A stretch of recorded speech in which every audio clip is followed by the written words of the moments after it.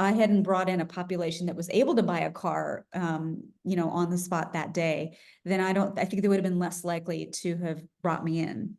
But, you know, that's one example. I think that that's a really high touch sort of way to collaborate with a brand. But when you're thinking of lower touch ways to do that, a newsletter, a podcast, collaborating with someone that value matches for the kind of messaging that you're putting out there can be a great way for you to essentially speak to your respective audiences. Amazing. So this happens to us all the time, whereby we know when we have too many brilliant speakers and not enough time. So Joy, just to let you know, I just put in the chat there to ask people if they prefer to skip the next breakout and have more time, because I think there's lots of questions and we can circle back around. So if people are happy for us to do that, it'll just give us a little bit more time so we can allow for some discussion and stuff with the group as well. So if anybody strongly objects, then you can put that in writing to me and I'll follow up in due course. But anyway, have you observed any instances where storytelling has facilitated new opportunities for revenue growth through collaborative ventures? 100%. So when I first started out in business, was very lucky to land a TED Talk.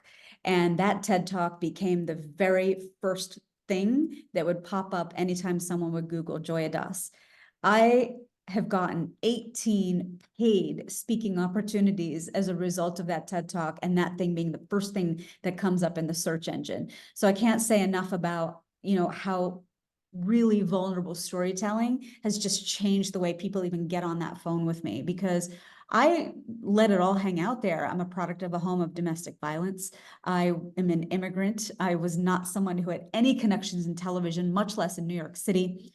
And I talked about all of that very vulnerably. And I know that that struck a chord with the 18 subsequent people that went on to hire me and speak to their audiences.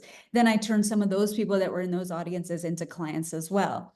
So I think that that's probably the biggest example from my own life. But then now, you know, there's more podcast opportunities. More people are inviting me to speak on their podcast. And I've been able to convert clients from there because, again, I'm super vulnerable. I lay it all out there. Raw and authentic storytelling is kind of my tag, and I really walk the walk whenever I'm speaking. So I was on a woman's podcast a couple years ago, and one of the listeners went on to sign for good $7,000 worth of public speaking coaching with me subsequent, because she liked what she heard and she wanted to come forward in that very vulnerable way of telling her story, but she just didn't have kind of the strategy as to how, and she saw that I laid that out for her.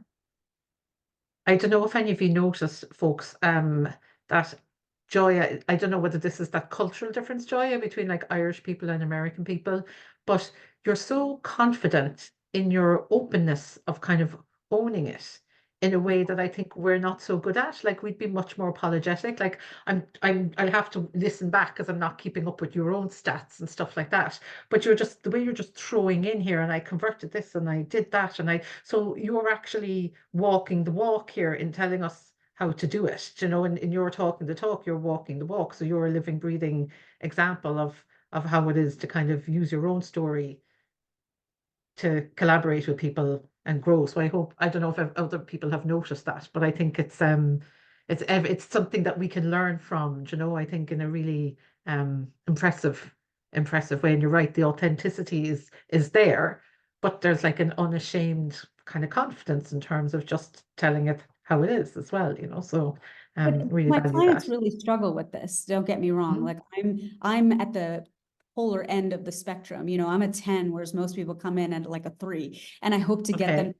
5 or a 6 by the time they're done working with me. But everyone struggles with this. But I have been on my own since I was 18. Like, you know, I paid for college by myself. I paid for grad school by myself. I moved all around the country to get to New York City and do what I wanted to do since I was 4 years old, completely unsupported. My family was not in the picture. So for me, I've always kind of led with this. I've got nothing to lose because I lost it pretty early. You know, I didn't have parents who knew how to emotionally support or financially support a girl, much less a girl, saying that they want to move to New York City and become a news anchor. They just didn't have the druthers for it.